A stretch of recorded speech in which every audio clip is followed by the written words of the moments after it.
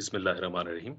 Assalamu alaikum, everyone. I hope everybody's doing great and taking care of yourselves in the lockdown. Um, so far, what we have studied is a lot about the marketing stuff.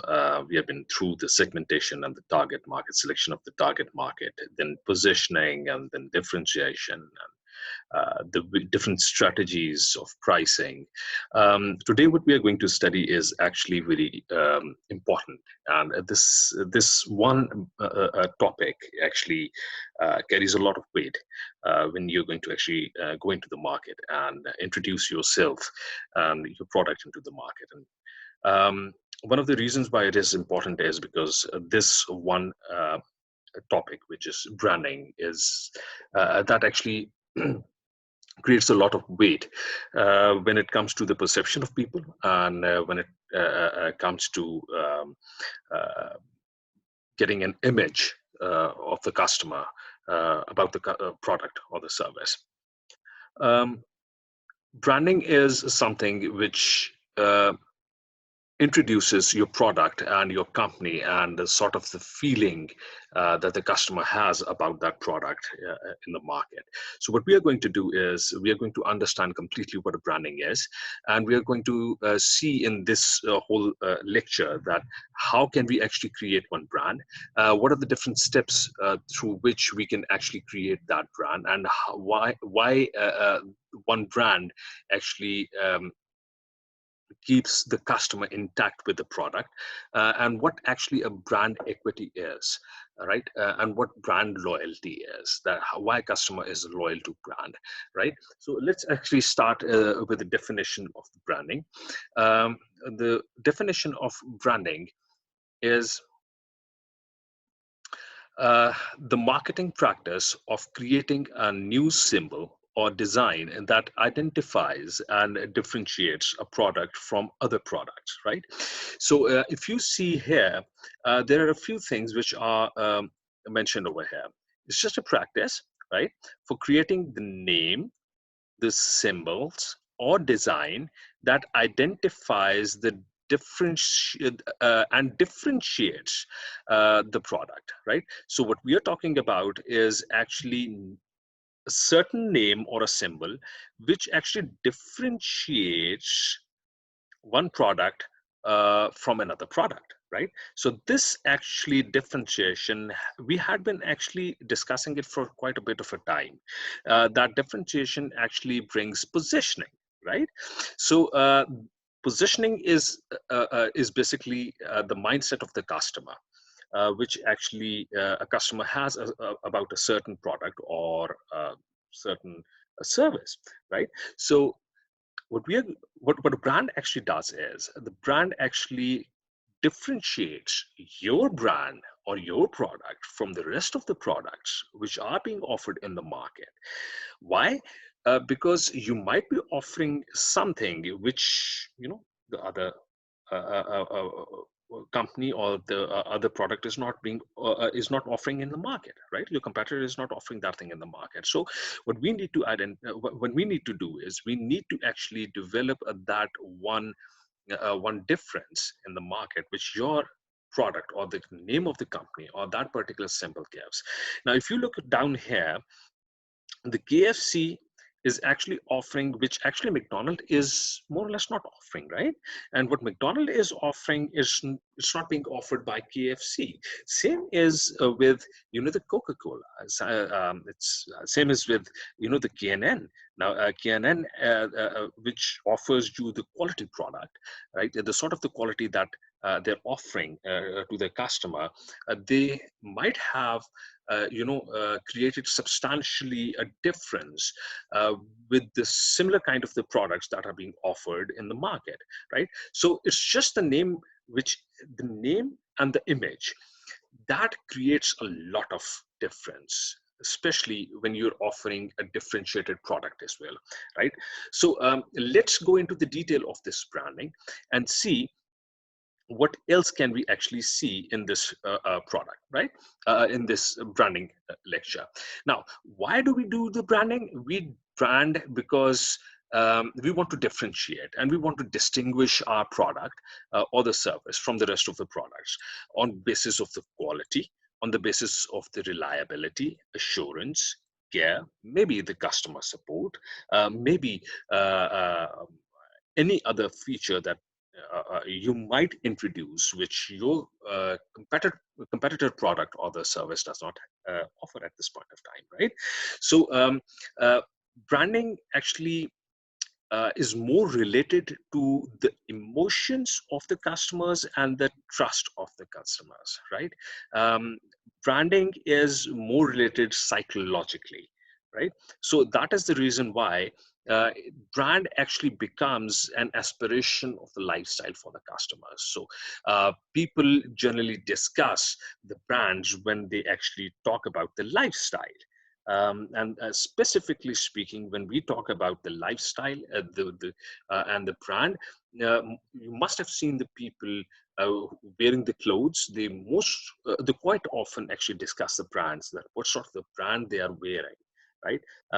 If you're wearing a watch, if you're wearing a cologne or a perfume, it's actually the brand that the people discuss. So when they discuss the brand with each other that they're wearing, they actually are not only discussing the brand, they're actually discussing the emotions and the trust that one brand is offering to those customers. So that um, emotions and trust and that particular brand, that actually becomes the lifestyle for the customers, right?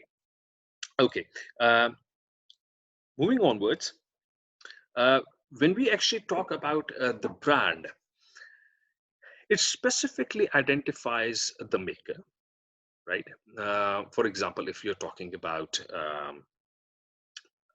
Casio, or if you're talking about um, Rolex, if you're talking about um, even when we go into the cars, when we talk about Toyota, when we talk about Mercedes, when we talk about Honda, when we talk about Suzuki, when we talk about any other brand that is there in the market, it actually identifies the maker, that who is the maker of that product. And every maker has a different market share as far as the perception and the image is concerned of the customer, right? If a person has a Mercedes, that actually reflects a different lifestyle. So this is exactly what we discussed in the previous slide, that actually that brand actually becomes one of the lifestyle, because the emotions and the trust and the perception of the people, that is actually linked with the brands, right? So when we actually talk about Suzuki, now Suzuki definitely in Pakistani context, Suzuki has a different perception or the feeling, or maybe it represents a different lifestyle, specifically when we talk about the cars which actually are which reside in the the umbrella, under the umbrella of Suzuki. Similarly, when we talk about Honda or the Toyota, different lifestyle comes in, different perceptions come in. Simply, um, role of the brand also actually reflects the simplification of the product handling, the organization of accounting. It also signifies the quality of the product, right? When we talk about the brand, it actually reflects the competitive advantage that one product has over another product, right? Some of the cars that we have recently discussed might have a competitive advantage over the other cars, right? So it actually depends from a brand to brand. Then it also reflects the sort of the price premium that a person is paying to buy that one product, right? So whenever we actually discuss the brand, this is exactly what the brand does. It actually gives an overall lookout for uh, look for what sort of the thing a customer is buying, and what does that actually reflect in that particular societal society. So we can also link that brand with the social norms and the economic factor. So we can actually see the socio-economic factor when we're talking about the brand. It actually reflects the socio-economic factor as well, right? So in order to actually make a brand, the marketer or the product, the company which is actually offering the product, it must actually come up with a vision that what actually the product should do for the customers, right? It's not only just merely one any product which you just offer in the market, and that would actually become a brand name all of a sudden. Certainly not. That product has to actually cover a substantial amount of the market gap to become a brand. It has to give the surety to the customers that it is offering something very novel to the customers as compared to the rest of the products. So that is the reason why we actually come up with these kind of the points over here, which actually is what should a brand do, what a brand should offer to the customers, how the brand should provide the value to the customers. So whenever we talk about the value, right, so we actually talk about the differentiation that we actually can make, right? So this is sort of the thing that we are talking about. And this is um, it's just not, it's brand is not just one product. It's actually it's a personal thing to the customer, right? So when we want to actually develop a brand, we are actually looking out for something that we are offering especially more than any other product that is offering. That is how I'll put it, right? Okay. Now, when we talk about the brand positioning, it's actually the beliefs, it's about the benefits, it's about the values that the customer actually has about that product. So the marketer has to actually position the brand to the targeted customers by seeing the mindset of the people, by seeing the attributes. So we have had actually a long discussion about how to develop the beliefs and the values, and how to actually see the targeted customers, that what do actually the targeted customers want.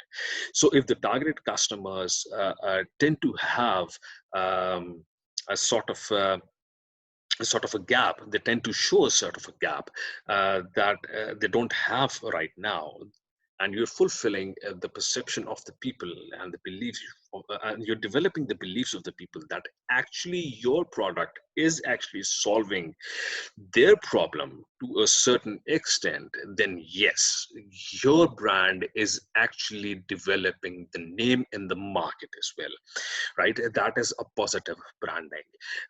People will go and buy your brand in the market if they think that your product is really worth buying, and that product is solving their problems, right? And that is when their beliefs in going to be fulfilled, beliefs are going to be positive, and their values are going to enhance, and they are going to get benefit out of it, right?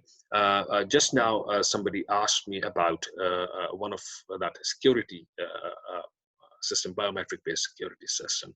The query was that if was a little different about, but I'm going to actually mention it over here. Yes, the security system can be offered at a higher price. But given that the beliefs of, if your brand is actually developing a positive belief of the customers, and you are offering the sort of the benefits that the rest of the security systems are not offering, right? So if you're offering the benefits which the rest of the security systems are not offering, then yes, you are actually developing a certain belief. Now, if all these three things sum up, right, you are actually giving your product a positive branding and a positive brand name, right? Okay. Okay. The key brand elements are actually the name. This is basically how you actually develop a brand, right? You need to have a name, you need to have a tagline, you need to have a logo. Now, when we talk about the name is and the logo is pretty simple. Whenever you see, the sort of an M like this, you always recall of McDonald's, right? Whenever you see, let's suppose, uh,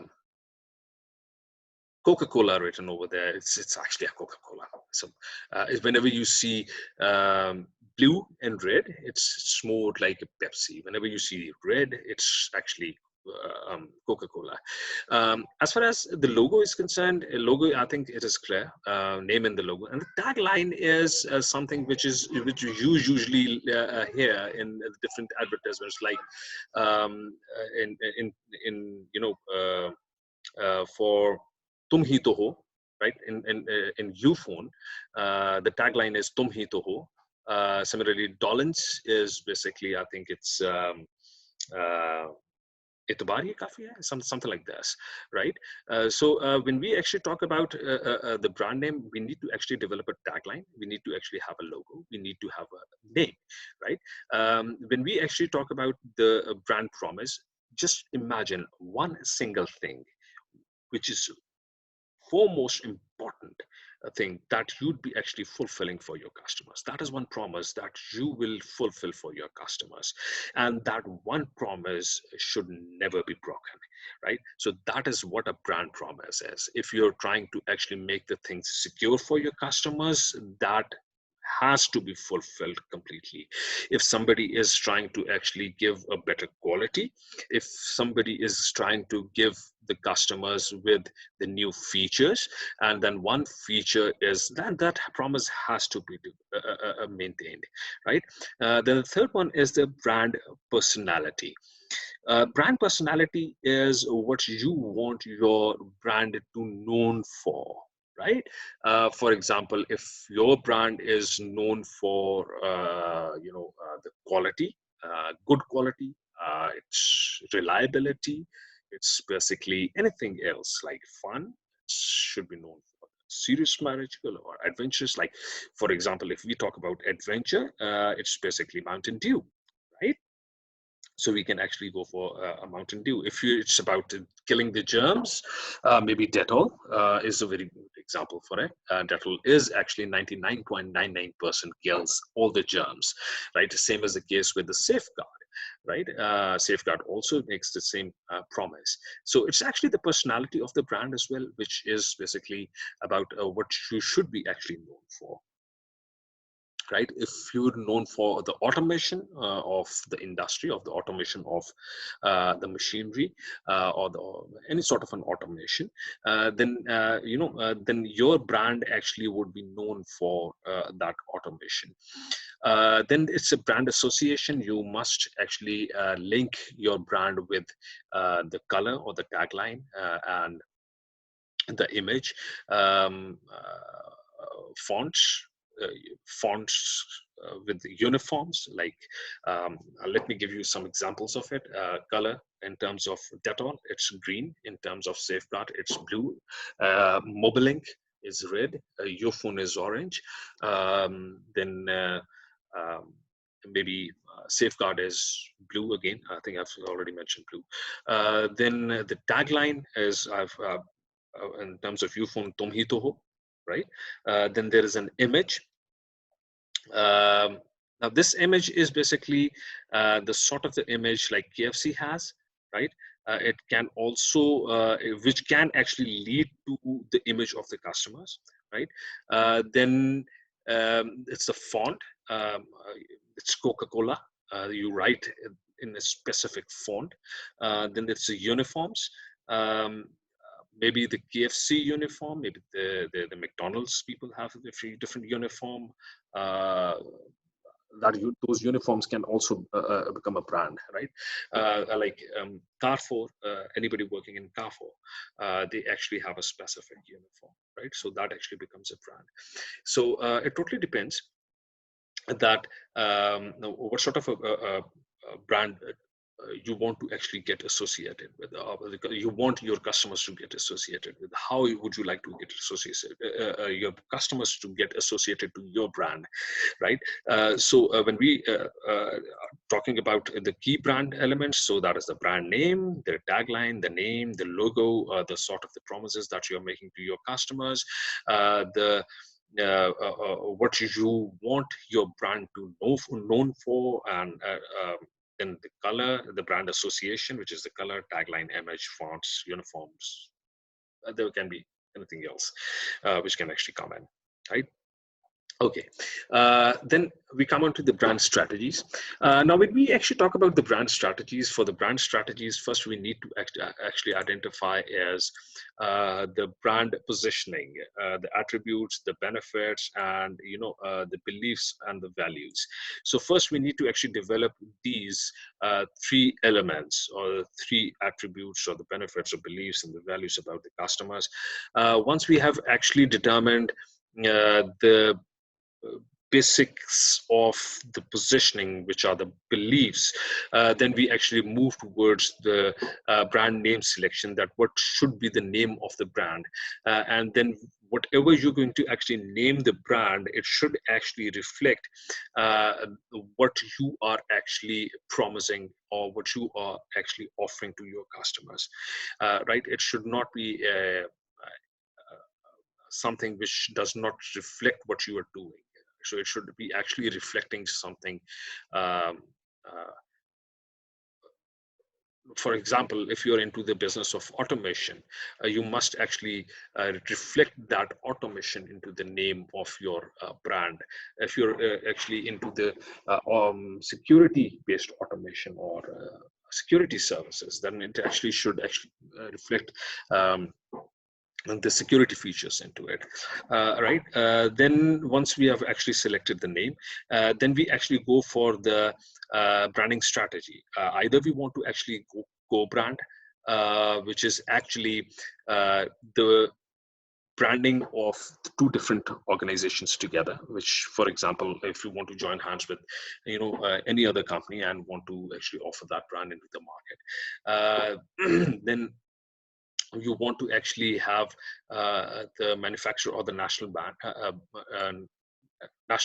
which is actually the name of the manufacturer itself. If you are the manufacturer, right? So you're going to use your brand. For example, in terms of the fans, when we actually go for the Park fans, or when we go for a GFC fan.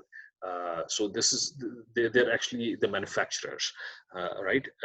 Similarly, when you talk about the clothing, it's Gulabit, and these are the manufacturers. So these manufacturing names are basically the national or the manufacturing names. Then there is a private strategy, branding strategy, in which we actually look out for. We don't use the manufacturer's names. What we actually use is basically the shop's names instead of the manufacturer names. For example, we go for the shirt and dye shop.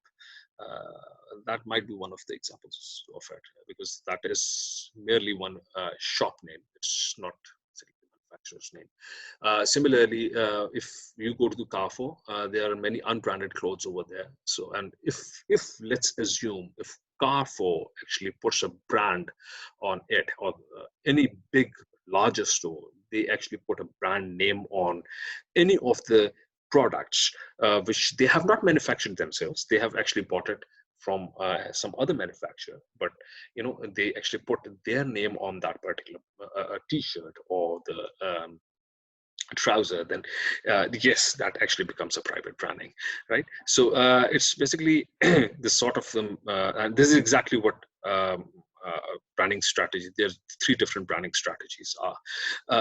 Then when we actually go over here, when we have selected the names and we have selected the branding strategy, we actually go out for the branding sponsorship, which is manufacturer's brand, private brand, license, co-branding. It's the same thing that we have actually discussed over here.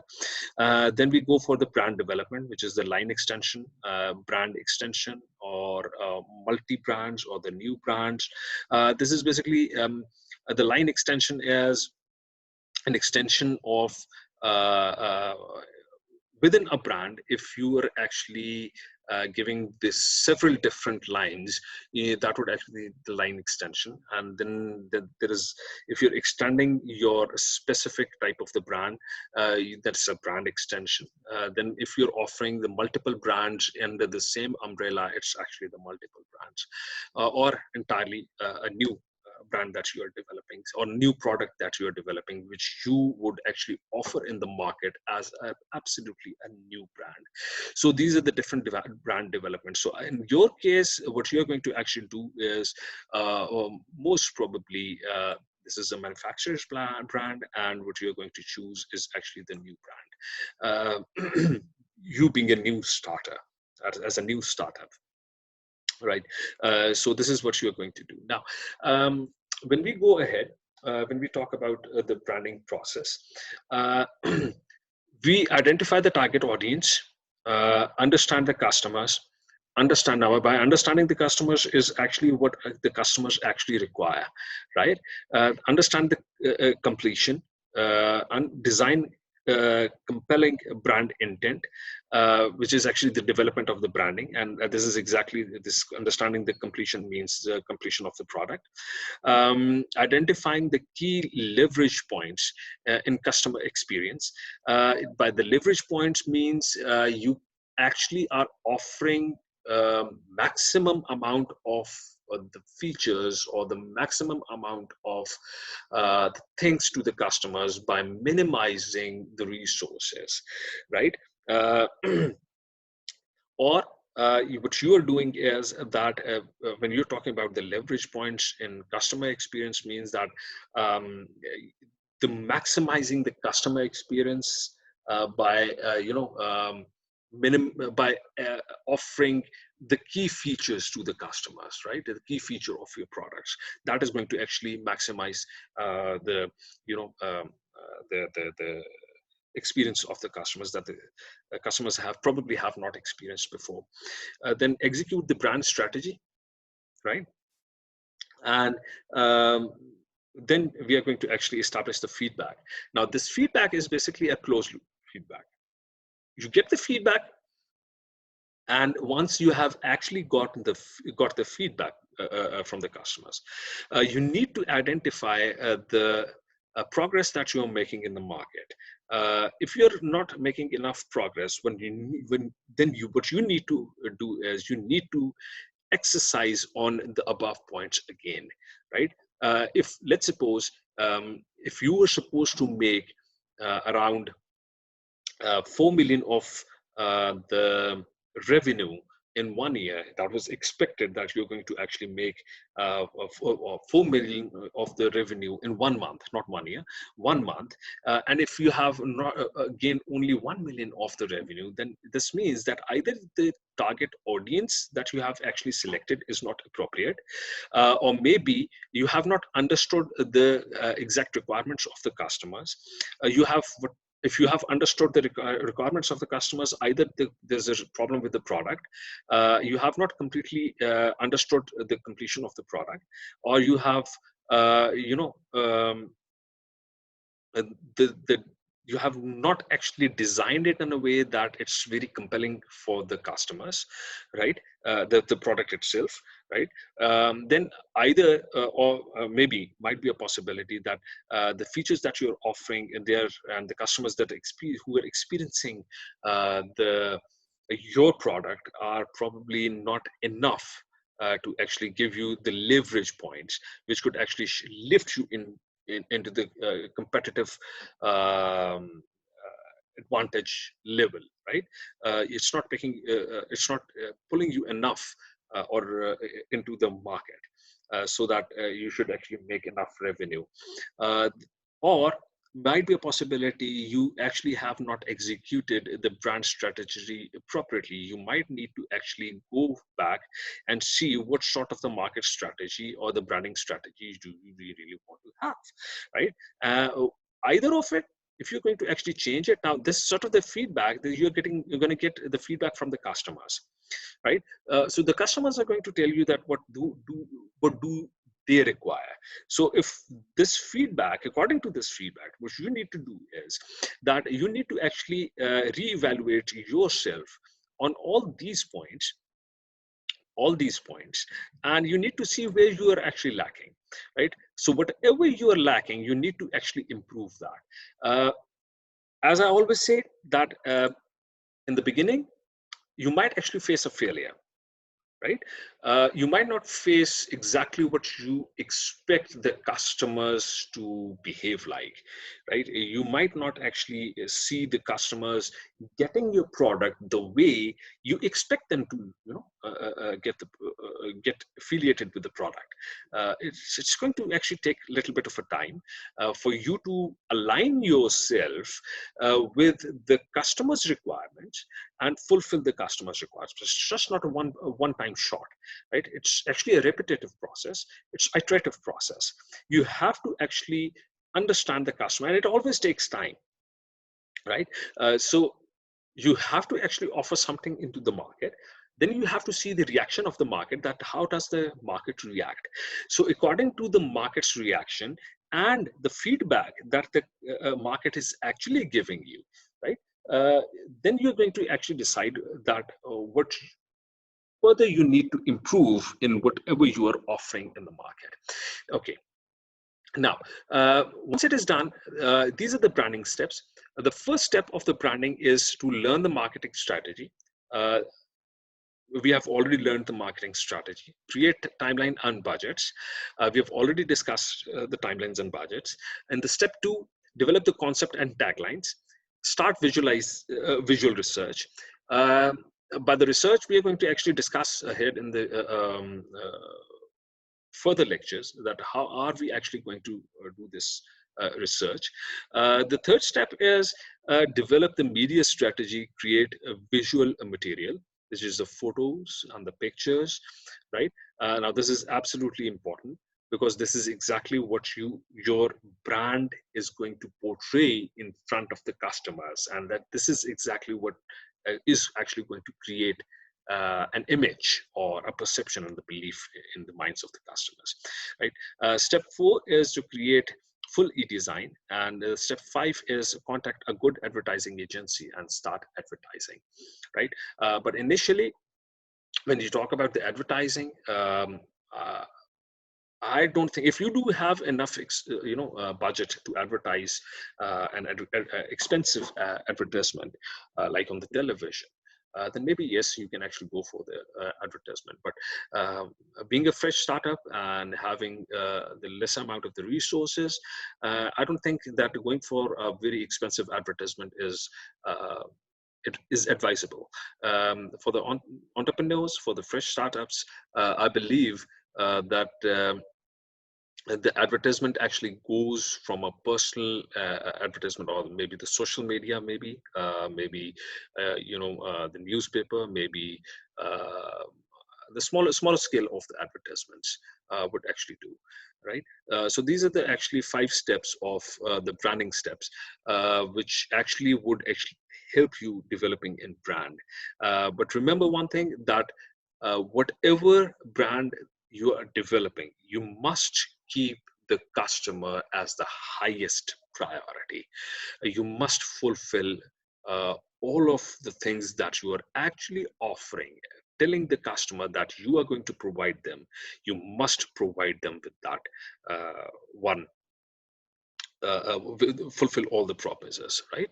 Okay, so once you actually provide whatever you are offering to the customers, that image, that perception, that belief of the customer is actually going to make a certain amount of an equity in the minds of the customer. And this is exactly what is known as a brand equity, right? So the brand equity is the differential effect that knowing the brand name has on customer response to the product and its marketing, right?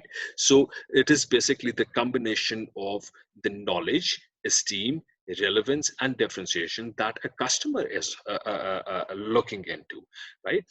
There's the customer is actually experiencing. So if the customer has the knowledge, and feels esteemed about your brand, and sees a relevance in your brand, and sees that your brand is substantially offering something different than the other brands in the market, then you are going to actually, in fact, uh, develop a certain amount of an equity of that particular brand, of your brand, in the minds of the customer. So that brand equity, how does it actually work?